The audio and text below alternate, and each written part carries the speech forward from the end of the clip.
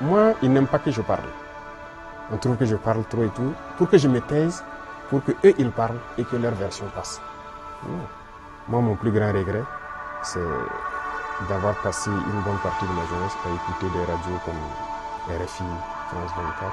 J'ai été dans des pays où ces radios étaient fermées. Mais on prenait des applications, on enregistre leur journal pour écouter. Mais à partir d'un moment, il y a un déclic. Et je commence à comprendre qu'ils conditionnent nos cerveaux pour accepter ce qu'eux ils veulent. C'est leur narratif qu'ils veulent qu'on apprenne. Et depuis ce temps, moi, je commence à faire la part des choses et j'ai compris que c'est très dangereux ce qu'ils font.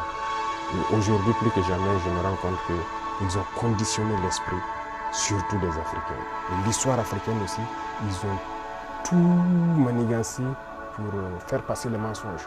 Et ça fait que les jeunes Africains, certains ne connaissent même pas l'histoire de l'Afrique. Qu'est-ce que l'Afrique a fait? Certains ne savent même pas que nos grands-parents ont combattu, ont été mis à l'avant comme chair à canon.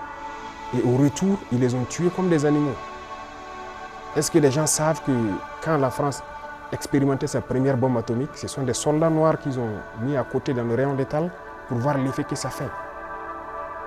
Sortons les archives. Tout ce qu'ils ont utilisé contre l'Afrique, c'est terrible.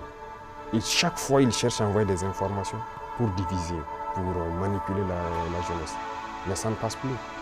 Et tant qu'ils vont continuer de voir l'Africain comme ça, comme un sous-homme qui n'est pas capable de réfléchir, qui n'est pas capable d'innover, capable d'inventer, on ne pourra jamais être amis.